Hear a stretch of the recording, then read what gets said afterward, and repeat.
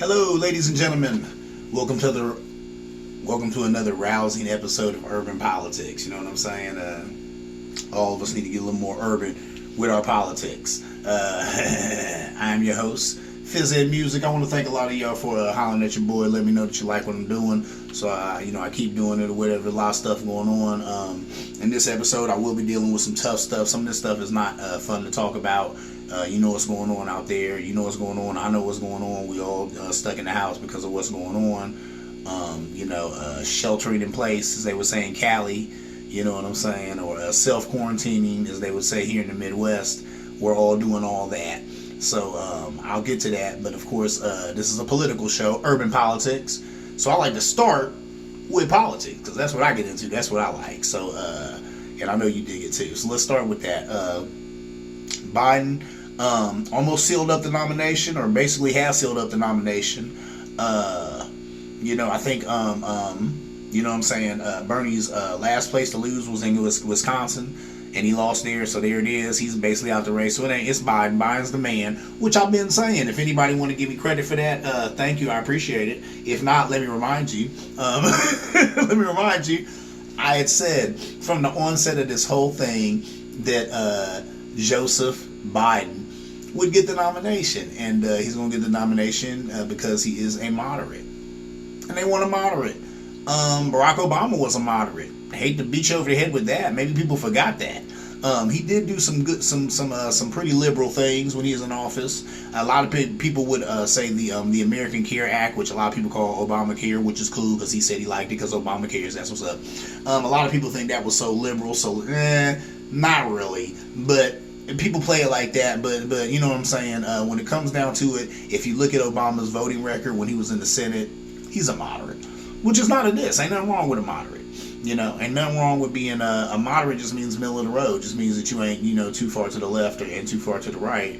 Even though he's a Democrat, he was a moderate Democrat. So there it is. Joe Biden getting the nomination.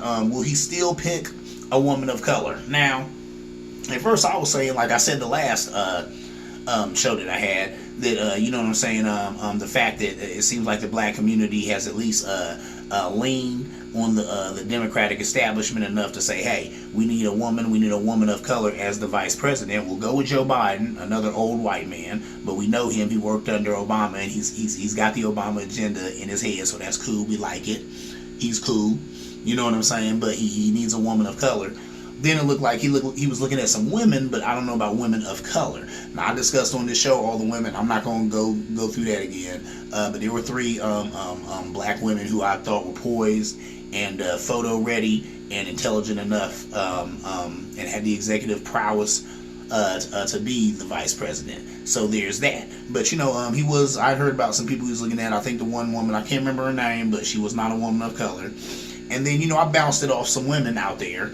And a lot of them just came back and told me, hey, look, okay, a woman of color, that's what's up. But look, how about this? Just a woman who knows what it's like to be poor, who knows what it's like to struggle, who understands what we're going through out here. So whether she's white, whether she's black, as long as it's a woman, as long as she understands the struggle.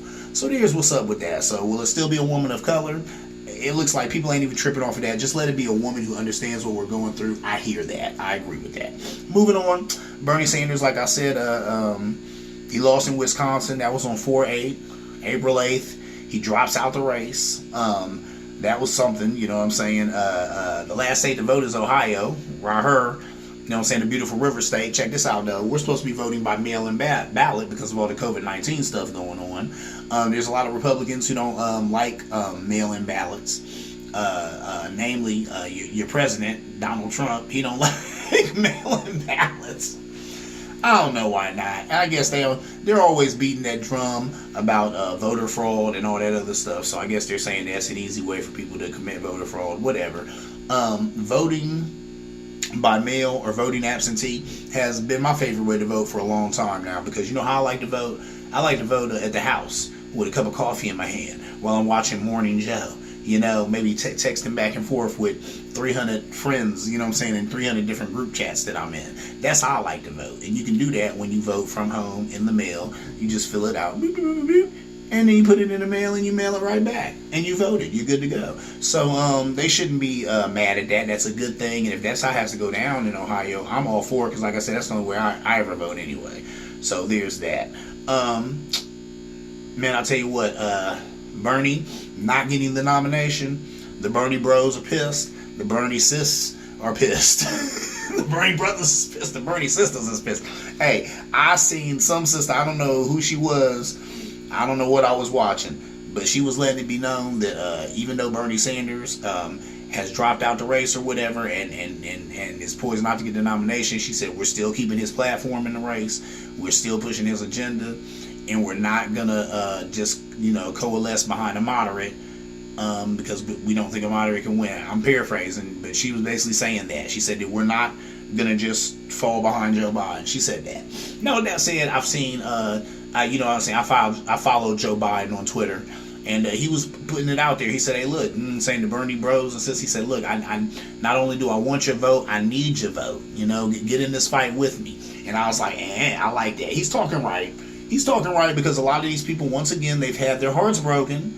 They wanted Bernie Sanders. I feel him. Bernie Sanders, but see, that's the thing. He's a radical socialist. Now, that doesn't scare me. I actually like the idea of it. But I knew it wasn't going to happen. This is America. You know what I'm saying? So, and just when you say socialism, that's a dirty word around here. We're all about capitalism. You can't even talk about socialism. So, like I said, I knew he wasn't going to get the nomination, but he did have the momentum. He did have the support. But in the end of the day, it comes down to them wanting Joe Biden, like I said, because he's a moderate, and Bernie being just a little too radical because he is a socialist. So it is what it is. Moving on, I gotta talk about the elephant in the room, coronavirus. Gotta talk about it. Look, I'm just gonna breeze through this, and then you tell me what you. Okay, conspiracy theory corner. That's what this is. The conspiracy theory corner. I guess they were saying that there was a Harvard chemist, what's his name, Lieberman or something like that, or Lieber. I guess he went to China and he got some money to develop this thing for them and gave it to them. And then they gave it to the rest of the world. You can Google all of that. I'm not even going into that like that. I don't even have time to go into that like that. I mean, it's an amazing story though. It's a remarkable story. I say remarkable in a negative way, not in a positive way. So read the story. I guess the guy was like, he's a big brain at Harvard. He was a chemist.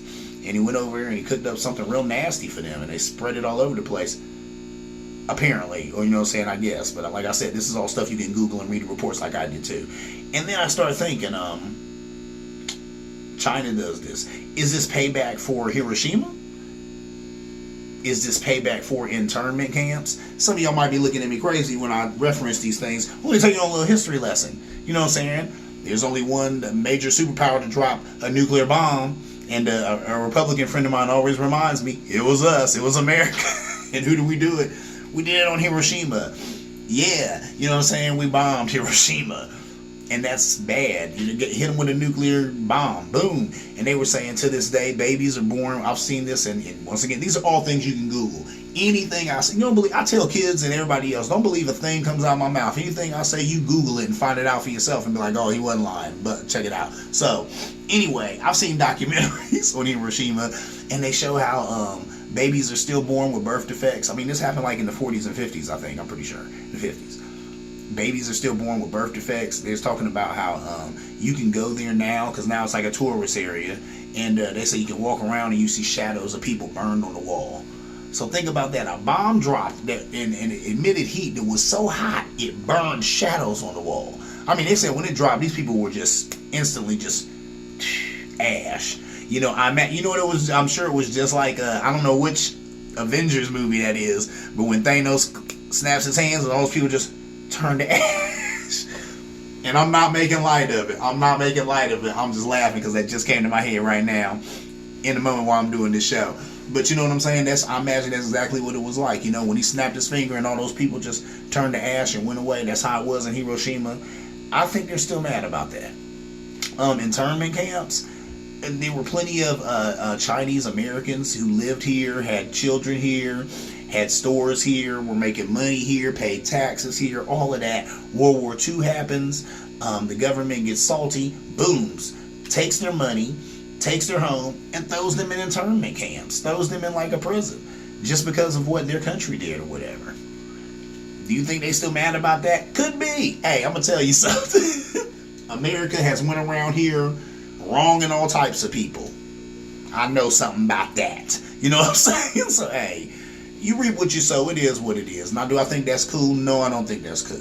And like I said, this is a conspiracy theory. I don't know if any of this is I don't know if any of these lines I'm drawing are correct. And I'm not going to sit here and draw a bunch of lines for you and just tell you that, yeah, I know exactly what. No, like I said, this is a conspiracy theory right here. Because how about this? Maybe it was just something that happened. Maybe a guy was researching a bat and he got bit by something, he got sick, and then passed it on. That's what happened.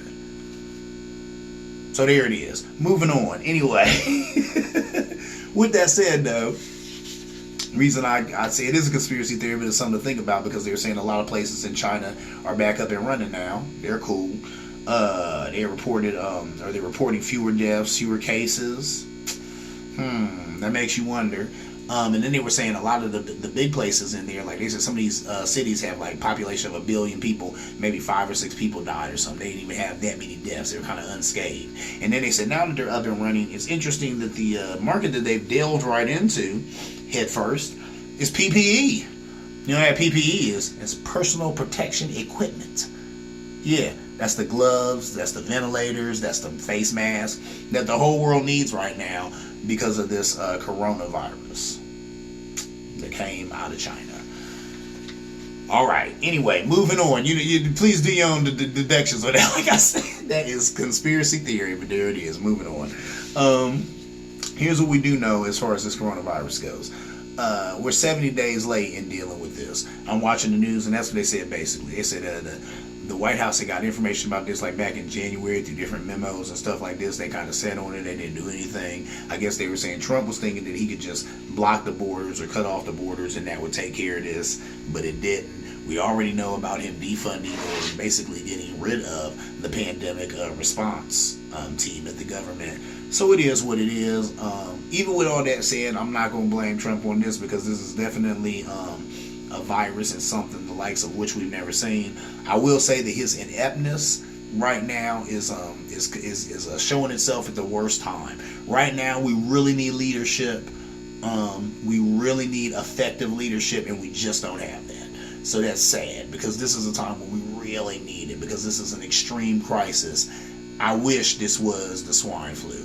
I wish this was Ebola because those weren't like this. And this guy, with his limited skills, Trump, he probably could have handled those. But this right here, he's in no position to handle. And like I said, if people are paying attention, this should be his undoing. But we'll see in 2020. Anyway, moving on. Blacks and Latinos have the highest death rates. Anybody take? Come on, man. They talked about that in the news. I was like, that ain't news. You already knew that. Listen, a friend of mine always told me. He said, yeah, when they catch a cold, we catch a flu. When they catch a flu, we catch pneumonia. He know he is. I'm gonna share the show with him, man. He that's a dude, Cat, real good friend of mine. But he's right. And the black community and minority communities always get it the worst. We're some of the most underserved communities because it's economics. No money. We don't have no money. We don't have no money. You don't have no health care. You don't have no health care. You out there. You know, God forbid you get sick. And a lot of times, like they were saying, minority communities, we're the ones working the service jobs. You know, we're the ones who still got to go to work because we're essential employees.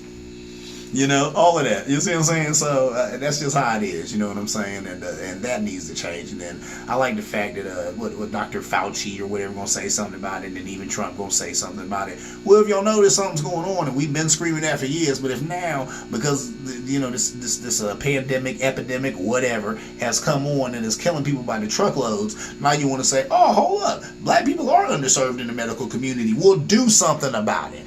I hate that. Don't sit up there and talk about it and go on and on and on and nauseam about it. We already know about it. We've been telling you that it exists. Do something about it. Show me some action, man. Do something about it.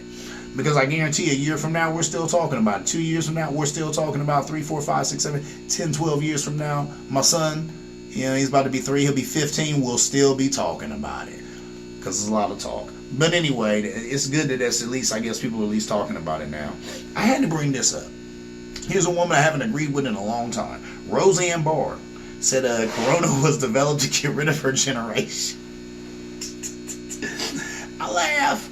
Here's why I laugh. When I read that, I thought to myself, man, I have not agreed with her in a long time. But now I think I actually agree with her. I think I actually agree. And that goes back to my previous point about how, a lot of these atrocities that America has committed against China and against Asian countries, a lot of that went down in the 50s, when a lot of this anti-black, anti-Asian, anti-anything that ain't white sentiment was out there, and it was real tough and it was accepted. Almost like it is now. Anyway, but it ain't that bad, obviously. But it's, you feel what I'm saying. So my point is, there was a lot of that going on then. That generation is the generation that seems to be attacking, older whites who have ailments or are sick already or whatever. So, and that's another reason that blows me away. I don't understand why, Trump and them aren't treating this more serious, because doesn't he understand that a lot of his demographic are the people who are going to die from this? They're going to get this, they're going to get sick, and they're going to die. But I guess a lot of them have made a case for some of their demographic taking one for the team anyway in the name of the economy. So what do they care if poor older white people kill themselves, as long as some rich older white people are still alive and can still have a nice life? Anyway, that's something though. I did agree with Roseanne Barr with that. But even with that said, like I said, minorities and blacks are still catching it the worst. So I'm like, okay, yeah, Roseanne, I hear you. Yes, there's some people in your generation that are catching it. My people are still catching it, because we always catch, the worst part of it. So take heart. You're still winning. Anyway, moving on. Let's talk about the government. The government. Our government is a trip right now, man. It blows me away. They're giving PPE to commercial systems. That's what I heard when they were doing the press conference. Maybe some of the other y'all who was watching that press conference heard him say that. The man said commercial systems.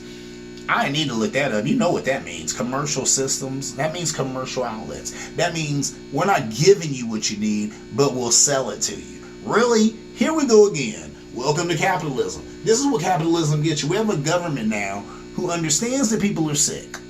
They understand that people are sick. They understand that people need this personal protection equipment. But at the end of the day, they're like, yeah, but we're going to sell it to you. We're not going to give it to you. We'll sell it to you. Even though we know you need it to live. Even though we know you could die without it. We still need to make a buck off of it. Because that's how we get down. This is a capitalist society, and welcome to capitalist America. That is got me ready to curse him. Listen, that's ridiculous, ain't it? That's sad, man. That's what I say. There's a real problem around here, man. People have forgotten how to be human. That's the thing. People don't understand. Before you're black, before you're white, before you're Asian, before you're Hispanic, you know what you are? You're a human. Before you're a man, before you're a woman, you're a human. Whatever happened to humans being humane to one another? We got a government ain't even being humane. They say, nah, this could save your life, but guess what? We need to turn a buck, because this is America. So that's where we're at, and if you can't tell, I'm definitely on one about that. That pisses me off. Talking about the government says supplying ventilators is the state's job. Really? Supplying ventilators is a state's job. And then they were saying something about the government has like a stockpile of ventilators or whatever, that they're just kind of holding back. Why are they holding them back? They're holding them back because they're selling them to these outfits who are going to turn around and sell them to you if you want to live. If you need a ventilator and you're trying to live, your insurance better have the money to pay for it. You better have the money to pay for it, or you'll just die because you didn't have the money to pay for a ventilator. And people were like, "Oh, well, that's just how it is. It's up to people to take care of themselves. The government's not supposed to take care of you or help you out. So why do you pay taxes? Why are we paying taxes? Am I the only one who's like, okay, I pay taxes? And I've said this on this show. I'm gonna say it again. Am I the only one around here who believes that when you pay taxes, you're paying taxes so that you're making a deal with the government that says, hey, look, if you do get sick or hurt or injured and can't take care of yourself, we'll come and help you out. We'll come and take care of you. Heck, we even got this thing that you can pay into called Social Security, so that when you get to a certain age and you can't work anymore, we're going to give you some money so that you can die with dignity. And we'll take this money out of your check, but we're not just taking it to take it. We're taking it because we're giving you these things back. We're taking it because we're giving you roads. We're taking it because we're giving you your mail. Am I the only one who don't understand that and put that together and think that's how that works? That's how that's supposed to work. So I get sick when people come around here and tell me it ain't the government's job to take. Yes, it is. It is the government's job to take care of the weakest of us. Come on. And that's the only argument for not doing that. You know? The only argument that they can come up with is, I hear people on Fox. Oh, Lord. Yeah, that's right. I said it.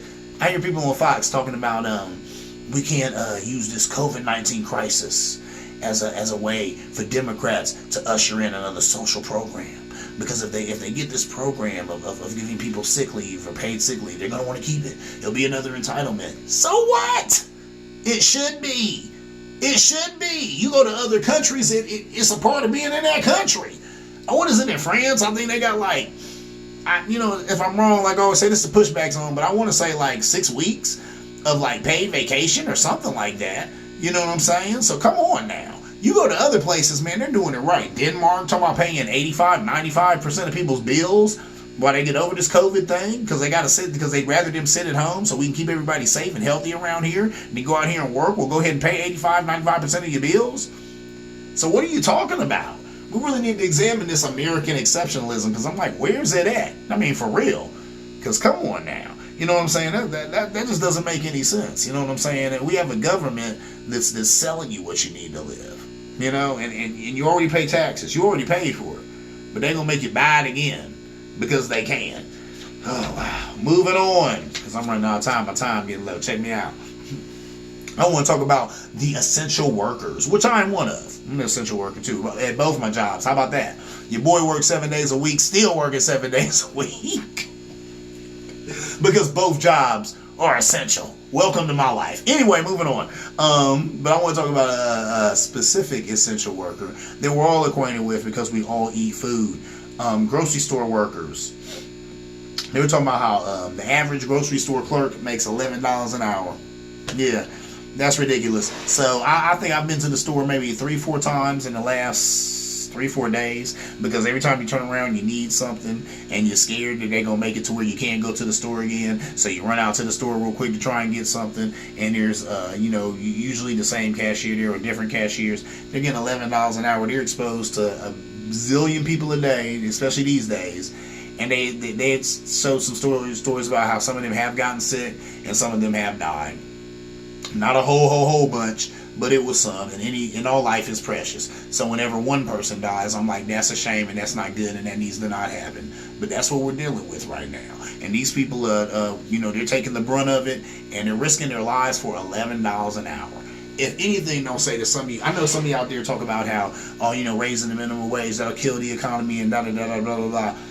That right there should compel you to say, hey, look, everybody needs to be making more money. You know what I'm saying? Think about that. These ladies and these gentlemen are risking their lives for $11 an hour because they got families to feed and they got to go to work and me and you got to eat. Somebody got to be there to check us out so that the grocery store can get paid and only pay them $11 an hour. So think about that. You know what I'm saying? Put that on your plate. So I feel bad about that. Then they were talking about how Amazon, we're all ordering stuff from Amazon, huh? You don't want to leave your house. You just order from Amazon. Amazon has everything from underwear to dildos. Not dildos. How do I know that? I just wanted to give you a spectrum.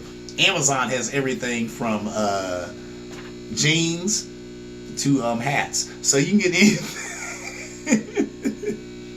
Excuse me, this is a family show. I won't be out of line. But my point is, you can get anything under the sun on Amazon. And I guess Amazon has been, selling a lot of personal protective equipment, but not supplying it for their workers. Really? So there was a brother on there and he's protesting. He was like, come on, man, are you serious? So we're selling hand sanitizer. Y'all run out of it here and can't supply it for us. You know what I'm saying? We're selling rubber gloves. Y'all run out of rubber gloves here and can't supply them for us.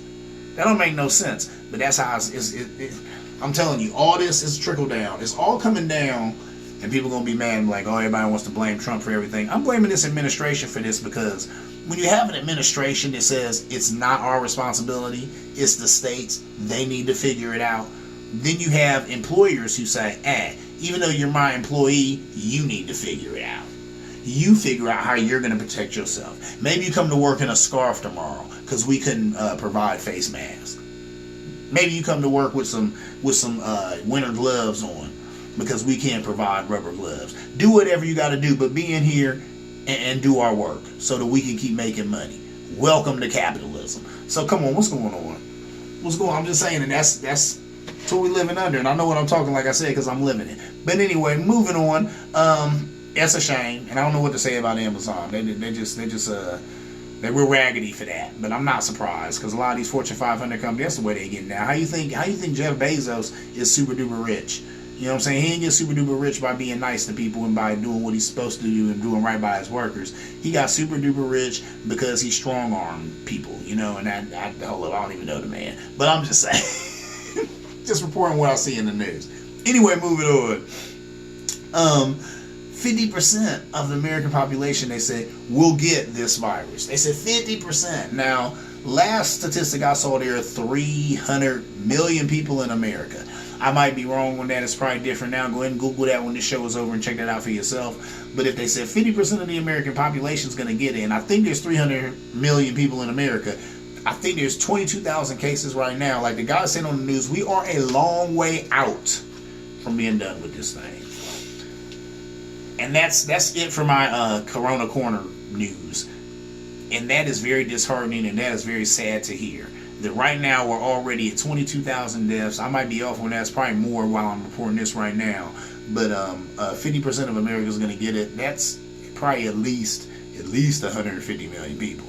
So we got a long way to go, and that's sad because 150 million people, it just makes me think of a Redman lyric. Everybody in this mother effer will get touched. I feel that.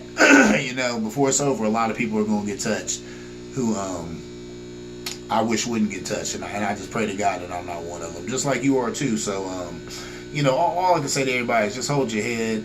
My dad tells me all the time, he's always like, Eddie, you know, the world's always ending. You know, there's always a catastrophe. We're always 2 seconds away from the brink of destruction. But guess what? Hold your head. Just take care of yourself. Figure out a way that you can make a way for you and your family, and concentrate on that, because you can't save everybody and you can't save the world. But we're always, you know, we're always that close to getting hit by a meteor and being blown off course. We're always that close to getting sucked into a black hole. We're always this close to somebody releasing a nuclear bomb somewhere and blowing up everybody. We're always this close to something going down. So here's just another catastrophe. We all just have to hold our heads and bond together and get through it. But we can get through it. It's doable. No, we've done it before. We can do it again. You know, I think Janetta Bennett says, we say, you know, ready for war. I've been through this before. We've been here before. So we can get through it again. So with that said, let me go ahead and end the show on my last note. I want to end on something positive. Actually, something that was fun. There was a little producer battle. You know, for lack of a better term, RZA versus Premier. Let me tell you something. Hey. First of all, your boy's a hip-hop head. I love hip-hop. Now, I love alternative music, and a lot of times on this show, I'm talking about alternative music because, you know, I'm an MC myself, and I really get into lyrics. And a lot of times, hip-hop, especially hip-hop of the day, the lyrics are not necessarily too deep. I even like some of that hip-hop, too, though, because I like some ratchet music. But I love some ratchet music. But anyway, you know what I'm saying? I really love lyrics. And a lot of your lyrics and stuff like that come from a lot of old school hip hop, which is hip hop of my day, because you know I'm 43 years old. And this producer battle between RZA and Premier was it was crispy, it was lovely. Now the only thing that was kind of messed up is because RZA's sound was off or whatever, but you could still, you know, my phone ain't the best or what, it ain't top of the line, but I was still able to hear the brothers' music, and it was really, really good.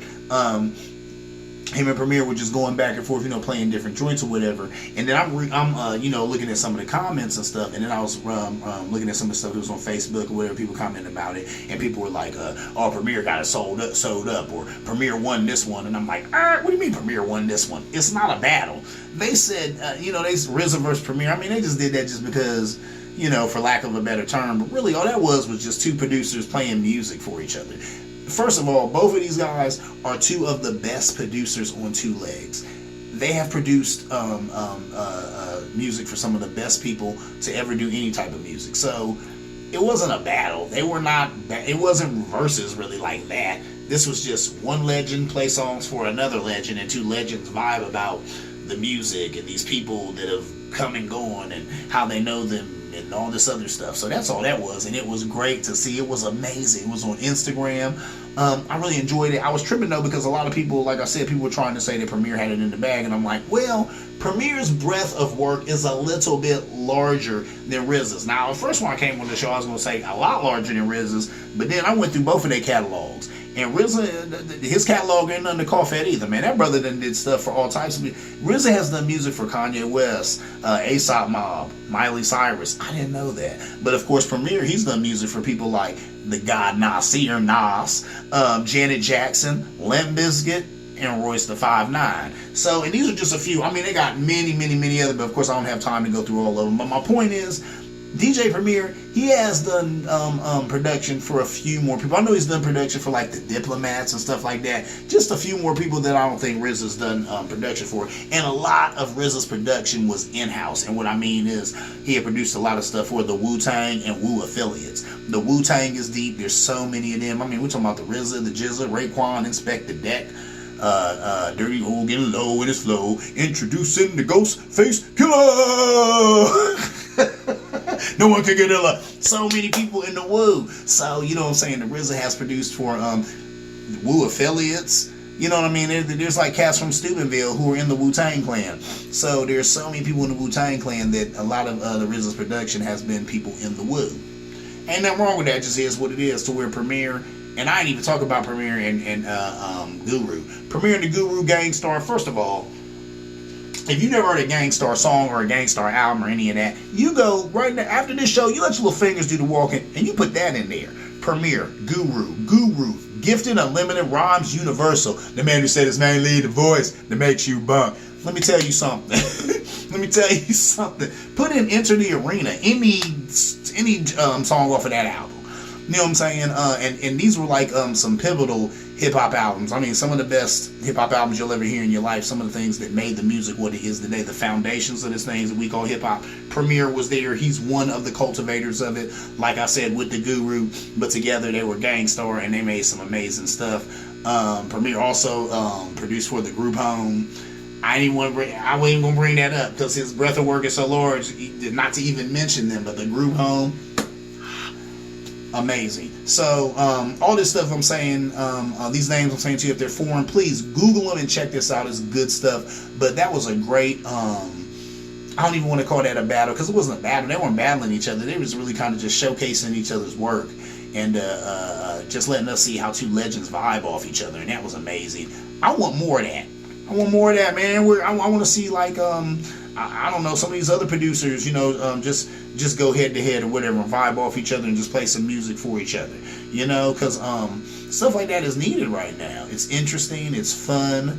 I know this is stuff that they're doing and they're just not telling their fans about it or telling us about it. They're just kind of doing it low-key to themselves right now. Bring it out, man. Let the world see it. Let the world know. You know what I'm saying? With that said, I'm going to have to get out of here. I see you around like a donut. Urban Politics. If you like what you're watching, please hit me up on YouTube. If you agree with what you're watching, you want to say, hey, good job, keep it moving, or you want to say, hey, you're talking out of your, you know what I'm saying, let me correct something you just said, you know, please drop me a line at PHIZZEDMUSI